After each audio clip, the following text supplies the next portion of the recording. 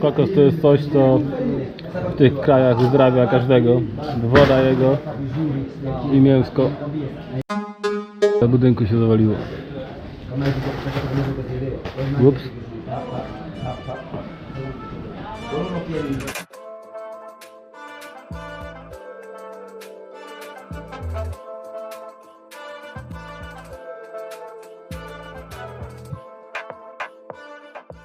Witamy w drugiej części dwutygodniowej wyprawy do Tanzanii. Wycieczka została podzielona na dwie części: safari oraz pobyt na wyspie Zanzibar. Poprzednie dni spędziliśmy na safari, podglądając dzikie zwierzęta w ich naturalnym środowisku. Zdecydowaliśmy się na wycieczkę z lokalnym biurem podróży, w ramach której dostaliśmy samochód, przewodnika, kucharza i 4 dni przygody. Wybraliśmy się na eksplorację najsłynniejszych parków narodowych w Tanzanii, gdzie niezwykłe krajobrazy oraz egzotyczne zwierzęta były na wyciągnięcie ręki. Relacja z safari jest już dostępna. Opisujemy dokładnie przebieg wyprawy oraz dajemy wskazówki, jak zorganizować podobną przygodę. Na Zanzibar docieramy samolotem z Aruszy. Z lotniska ma nas odebrać taksówka podstawiona przez hotel. Niestety, pierwsze godziny na Zanzibarze nie należą do najprzyjemniejszych. Zostajemy oszukani przez nieuczciwego hotelarza i pod osłoną nocy szukamy nowego lokum. Spodziewana akcja. Przylecieliśmy na Zanzibar. Lot się lekko opóźnił, wszystko szło gładko. Wcześniej sobie zapimaliśmy transport z lotniska do hotelu. Noc ciemna, około 22. Przyjechał kierowca elegancko, fajny pan, gadka szmatka. Docieramy już do stolicy Zanzibaru, a pan mówi, że wasz hotel jest przeludniony, jedziemy do innego. Ale myśmy o tym nic nie wiedzieli. No i tak po sobie, co się dzieje, to się dzieje. Teraz mówimy, że ni chuja, nie jedziemy z nim do tego nowego hotelu, nie wiemy gdzie to jest, nie wiemy co to jest. Nie wiadomo, czy to nie jakaś próba zrobienia na nas biznesu, czy zaraz w jakimś zaułku nie będzie ktoś na nas czekał i nas nie obrobi. I nie potną tam nas na kawałki. No ale dobra, wyjechaliśmy pod ten nowy hotel. Ciemne ulice, ciemno jak w dupie. Gość mówi, no to chodźcie za mną, zaprowadzę was na miejsce. I mówimy, ni chuja, nigdzie nie jedziemy. I już w tej chwili miałem myśl, żeby wziąć plecak pod rękę i moją tutaj partnerkę i po prostu iść w swoją stronę, ale kierowca był na tyle miły i tak lekko wzbudził na swoje zaufanie, że w końcu mu zaufaliśmy i poszliśmy za nim. No i faktycznie był ten nowy, niby zamienny hotel, ale jakoś czułem się w nim zajebiście dziwnie, nikogo w nim nie było. Jeden jakiś mały recepcjonista, małoletni. Dodatkowo w tym hotelu śmierdziało jakoś tak pleśnią, nie wiem czym, zabójstwem. Tak, wszystko jeszcze było napięte, wszystko działo się bardzo szybko. Kierowca wsiadł nas opłatę za to, że nas zawiózł. I ta opłata była wyższa niż ta, którą uzgodniliśmy z hotelem, więc to dodatkowo jeszcze nakręciło atmosferę. No ale jakoś się dogadaliśmy, kierowca wyszedł, my zobaczyliśmy inny hotel w pobliżu i zaraz też wyszliśmy, zwialiśmy z tego miejsca, żeby nie ryzykować. Mam w dupie, jak ma mi ktoś tam łeb uciąć albo opatroszyć z pieniędzy, to dziękuję. Tu przynajmniej jakoś możemy spokojnie zmrużyć oko. Więc tak dzisiaj ciekawie się skończył wieczór. Jutro na szczęście jest nowy dzień i ruszamy w nowe miejsce. Ale Afryka zaskakuje. Czasami dobrze, czasami źle. Zanzibar jest największą wyspą należącą do Tanzanii. Słynie z rajskich plaż, uprawy egzotycznych przypraw i bogatej historii. Przez swoją burzliwą przeszłość na Zanzibarze przeplatają się kultury z niemal wszystkich źródeł cywilizacji. Na przestrzeni wieków wyspa była pod rządami wielu krajów, m.in. Portugalii, Omanu oraz Wielkiej Brytanii, gdyż była ważnym punktem na szlaku handlowym. Na wyspie obieramy dwie lokacje: stolicę wyspy, Stone Town i miejscowość Jambiani. Korzystamy też z jednodniowych wycieczek, aby urozmaicić nasz pobyt. No to mamy poranek i Stone Town, Zanzibar City. No muszę wam powiedzieć, że naprawdę robi wrażenie. Za jasności. Za jasności tak. Bardzo ciekawe budynki, wąskie uliczki, wysoko wszystko pobudowane. Tu już jest taki klimat bardziej europejski, bardziej turystyczny. Wczoraj pan taksówkarz, który nas wprowadził tutaj w podstępne uliczki, mówił, że wszędzie są kamery i pokazywał nam, żeby udowodnić nam, że jest bezpiecznie. No i faktycznie, co róg to kamera. To, co nas od razu uderzyło, to gorąc tutejszych terenów. Jest tak ciepło, nawet rano i wczoraj w nocy, że to jest wow w porównaniu do tego, co mieliśmy w Waruszy. We are okay, thank you. This one, don't forget. Eh? Alright, thank you. No i mamy w końcu zanzibarskie wody okalające wyspę. No, kolory są ładne, niebo lekko pochmurne, ale okolica jest naprawdę niezła. Cała plaża wokół miasta, niczego sobie, tu bym mógł siedzieć. Stateczki spokojnie dryfują, czekając na pierwszych klientów na wycieczki. Każdy gdzieś jedzie z rana na jakąś wyprawę i my pewnie pojedziemy, bo można jakoś zagospodarować dzień w dobrej cenie i nie martwić się samemu o organizację. A nad widzę, że lokalni mieszkańcy przyszli się tu rano pokąpać dla ochłody, nurkują, skaczą. Coś się zaczyna dziać. My też zaraz skoczymy. No to przedzieramy się przez miasteczko, widząc pierwsze jego uroki i wady. Zobaczcie na te budynki, pięknie pobudowane, tutaj w takiej fajnej aranżacji, okiennice. Tutaj lokuje się mnóstwo knajp, hotelów, ale też widziałem niektóre z nich naprawdę rozwalone. Pochodzimy tu, pokręcimy się, na pewno można eksplorować to miejsce prawie że przez całą wycieczkę. A tutaj już rośnie przyszłe jedzonko. Wow.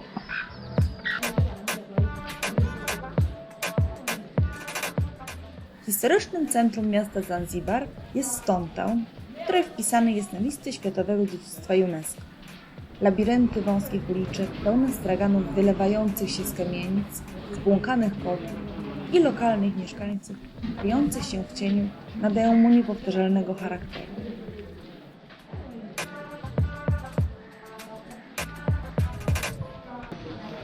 Stare miasto, centrum niego to plątanina naprawdę wąskich, krętych uliczek, gdzie budynki pną się wysoko. Około okiennicy, a ludzie siedzą tutaj na bokach, w takich pseudo-betonowych ławeczkach. W okienkach rozwijają się wszelkie różne biznesy, począwszy od organizacji wycieczek, przez drukowanie, sklepiki i wszystkie różne tego typu atrakcje. Skuterki tędy jeżdżą, ale nie jakoś bardzo obficie. Jest raczej spokojnie i klimat takiego oczekiwania, co przyniesie nowy dzień. Panie tutaj zrobiły jakieś jedzonko, które sprzedają i tak się tu leci. Bardzo ciekawie jest po tym chodzić. Można się czuć bezpiecznie, mnóstwo jest kamer wszędzie. Słyszałem, że ludzie tutaj nie za bardzo lubią, jak się ich nagrywa czy robi zdjęcia. Na razie nie miałem z tym problemów, ale też to bardzo się nie afiszowałem z tym, co robię. I tak będziemy tu chodzić. Naprawdę fajna przygoda. Hello. No, thank you. Naganiaczy tu sporo, każdy chce sprzedać jakąś wycieczkę, ale ze śmiechem na ustach próbuję im odpowiadać. Dużo też tutaj straży, bardzo dużo ochroniarzy, czy nawet policji się kręci, także chodzenie jest tym bardziej bezpieczne, ale czuję, że tu kiedyś się kurwa musiało dziać. Fajnie jest przysiąść na jakimś skwerku między uliczkami i na przykład napić się kawy z lokalsami. 200 pieniążków, mniej więcej 34 grosze.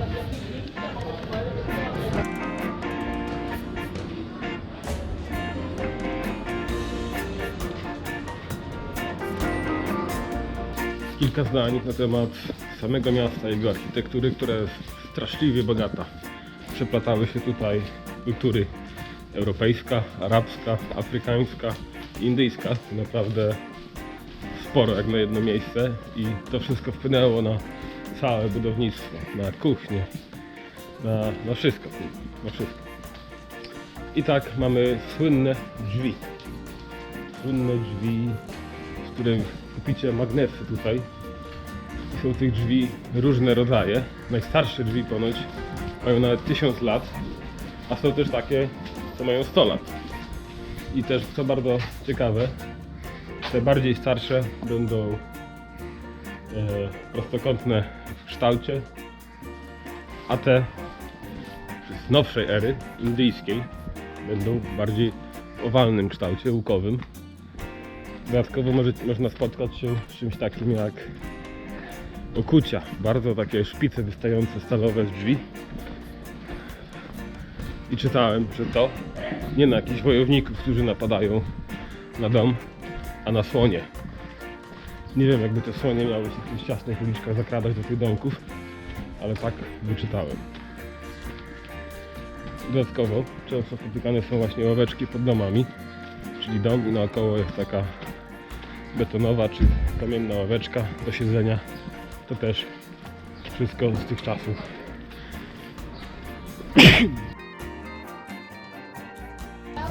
No, zapędziliśmy się w fajne miejsce. Naprawdę można tutaj chyba uczniów zobaczyć. Jakaś pobliże szkoły, są też różne stoiska z jedzeniem i z wodą. No tutaj tłumnie jest i wesoło. Mają ciekawe stroje w szkołach, bo mają takie białe.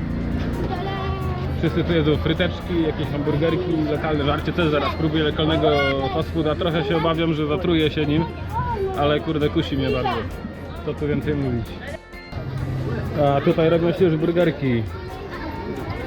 Pan tu elegancko je zawija i uczniowie mogą je zjeść na przerwie. Chciałbym mieć takie jedzenie, jak byłem dzieckiem na ulicy. Garstka informacji praktycznych odnośnie Stone Town. Jest tu jedna knajpa, w której cały czas się stołujemy i w zasadzie nie chodzimy nigdzie indziej, bo jedzenie jest tak dobre i tanie, że nie trzeba więcej. Wygląda z zewnątrz jak rudera, ale w środku otwiera się lekki ryneczek, przy którym są lady i mnóstwo stolików. W godzinach szczytu jest tu bardzo tłocznie, ciężko w ogóle przejść, ale jest naprawdę wow. Jest to dowód na to, żeby mieć dobrą restaurację, trzeba mieć zajebistego budynku, tylko dobre jedzenie. Jedzeniowych podbawił ciąg dalszy, tym razem w knajpie. Cały zestaw 4000 do południa. Fasola w jakimś bardzo dobrym sosie. Tutaj miks warzyw, no i ten elegancki chleb, który naprawdę już jest smaczny, zanim się go zje.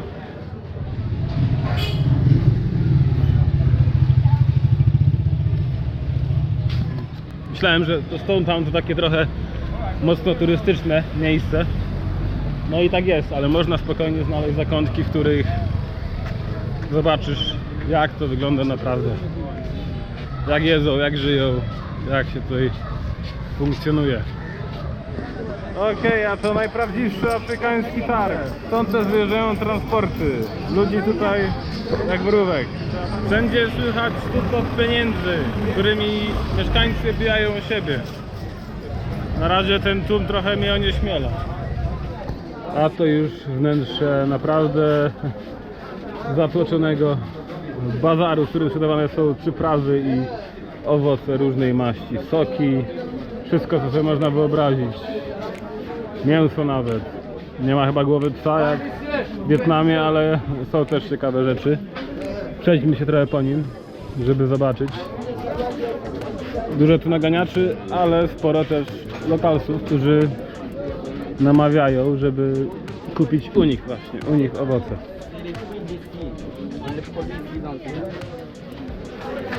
Przyprawy kiedyś rządziły tym światem.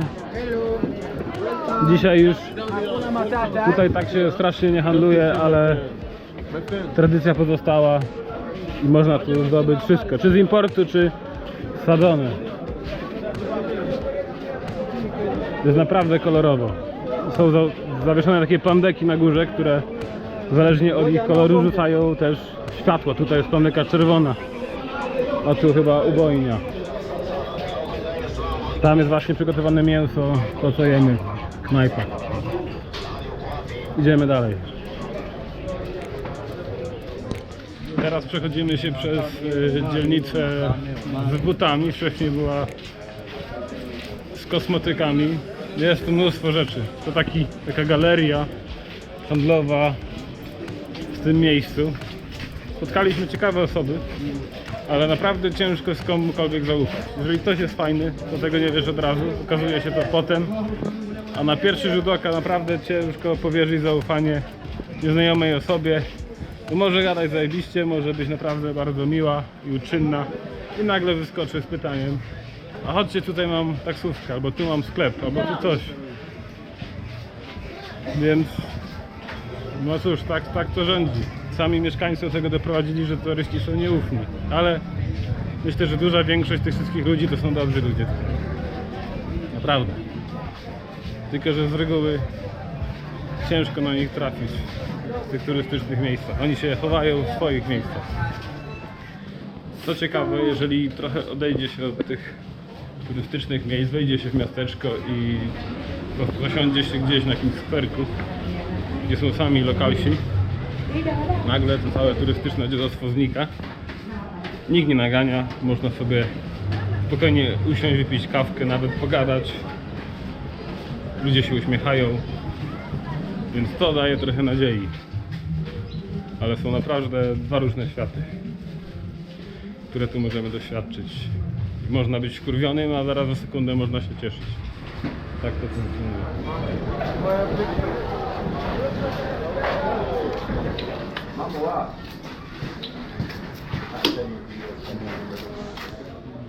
Kokości kosztuje 1000, ale dałbym panu temu więcej nawet.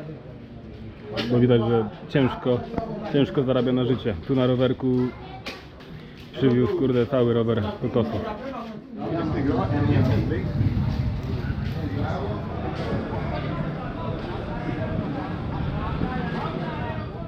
Coś niesamowitego, w końcu jakieś miejsce, gdzie nie ma żadnego naganiacza i nikt mnie nie...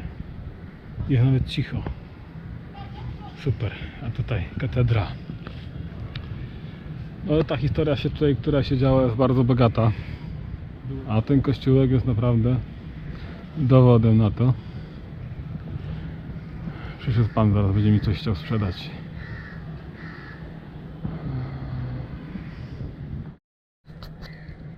Ten akurat sprzedawał powerbanki i jakieś inne dziadostwa. A tu katedra. No w sumie to dobre pytanie, jak wygląda kościół zbudowany na afrykańskiej ziemi? Powiem, że lekko inaczej. Po pierwsze, materiał chyba jest inny. Tutaj nie wiem co to jest, ale to nie są piękne marmury z Wenecji. Bardziej jakaś cegła otynkowana. Do tego dużo wykończeń w drewnie, które w sumie też są popularne. Kolory są raczej jasne niż ciemne.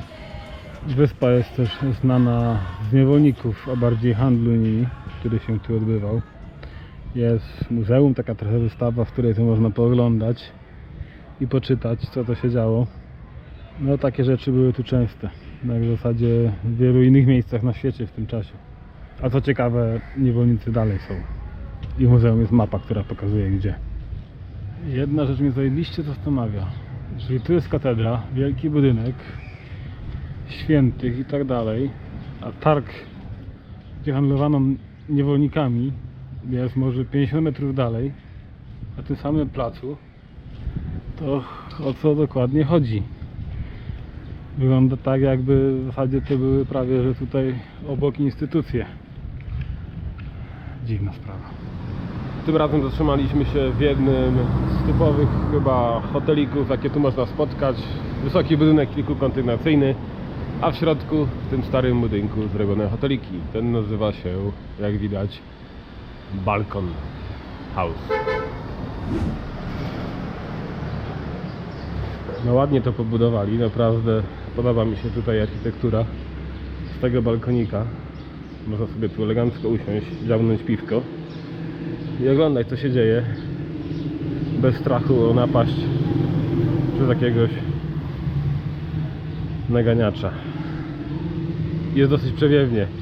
Jest tak zrobiony ten balkonik, że cały wiatr i powietrze przesuwające się tą ulicą właśnie przypływa tym ciągiem.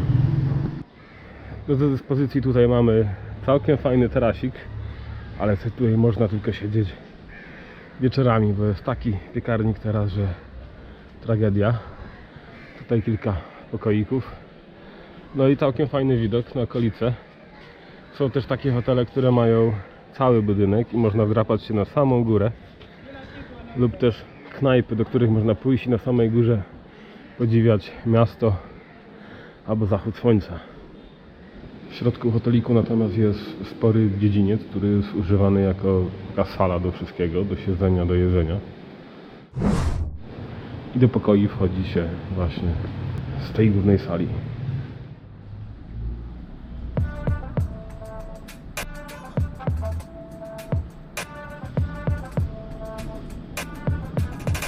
Znaleźliśmy bardzo ciekawe miejsce w mieście. Wszystko, czyli poczta, sklep z alkoholami i sklep z cenami stałymi na pamiątki są w jednym miejscu. Tutaj. Znajdziecie pocztę, znajdziecie wszystko inne. W centrum miasta. Okej, trafiliśmy na sklep, gdzie ceny pamiątek są stałe, nie ma negocjacji. Teraz możemy sprawdzić to, co kupiliśmy w stosunku do tego, ile to kosztuje. Te miseczki kupiliśmy za 1000, czyli za $0,5 niecałe. Tu kosztuje $3. To był dobry deal. Podstawki na piwko czy cokolwiek tu kosztuje $15. Myśmy to kupili za jakieś 7 czy 8.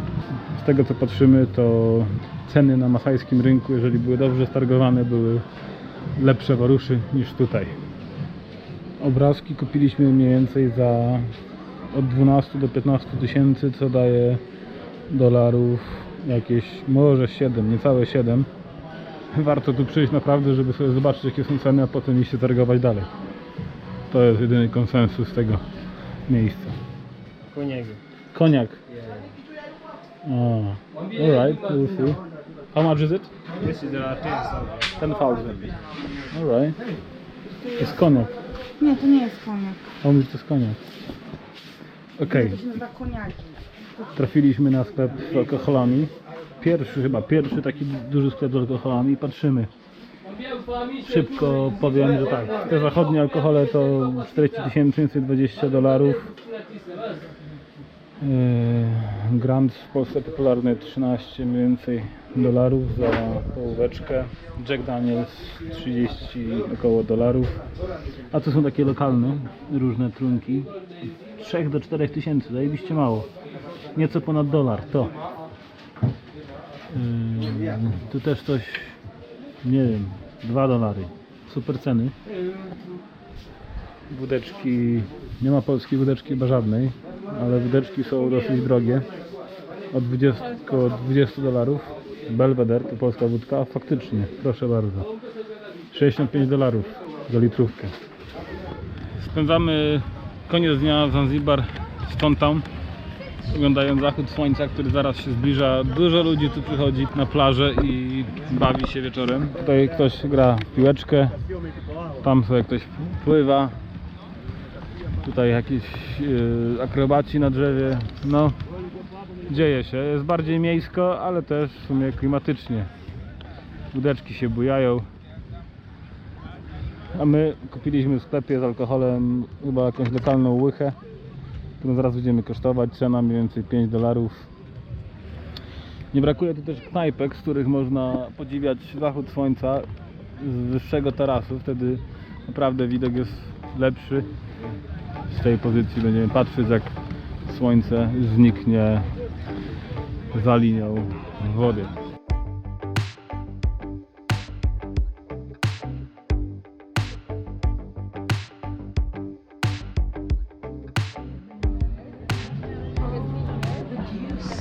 No to poglądaliśmy zachód słońca z tarasu widokowego. W sumie mówiłem wam, że zajebiście się opłaca tu przyjść, bo cena piwka jest niższa niż ta na plaży w Dżambiani na przykład, gdzie jest dosyć tanio. Kosztuje 5000, a taras jest naprawdę wow. I widok jest niczym niezakłócony, a ty siedzisz i podziwiasz to.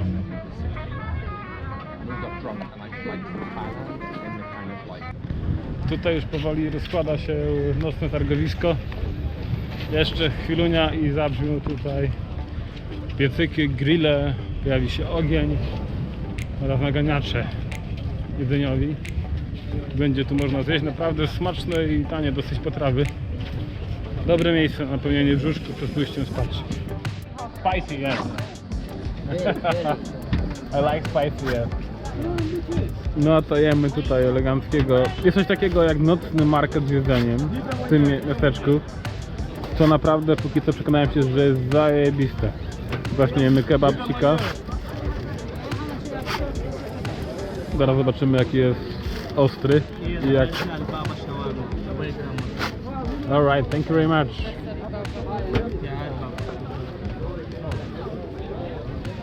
Zobaczymy. Mama? Yeah. This is Mama?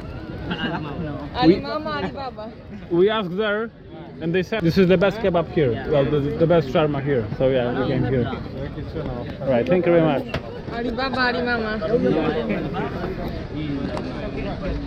Zaraz zobaczymy jaki jest dobry. Ciekawe smaki. Może nie za duży, ale dobry. O, idzie pan naganiać. Yes, hello. Say hello. Hello, hi. Hello, thank you very much. That's my friend to come back in happiness table.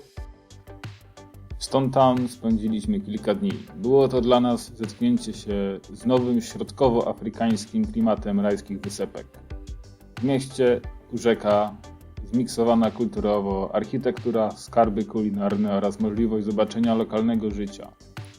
Nagły ogrom naganiaczy niestrudzenie uprzykrza życie, ale z każdym dniem człowiek staje się bardziej odporny i wsiąka w otoczenie. Podróżowanie po okolicy na własną rękę nie jest aż tak beztroskie jak w podobnych rejonach Azji Południowo-Wschodniej. I zawsze z tyłu głowy ma się obrazy tutejszych wszechobecnych twierdz, kamer, patroli i zaleceń, aby po zmroku nie zapuszczać się za daleko. W kolejnym odcinku wybierzemy się do klimatycznej wioseczki Dżambiani, z dala od miejskiego huku, gdzie okolica zdecydowanie wygląda inaczej. Zapraszam, Maciej.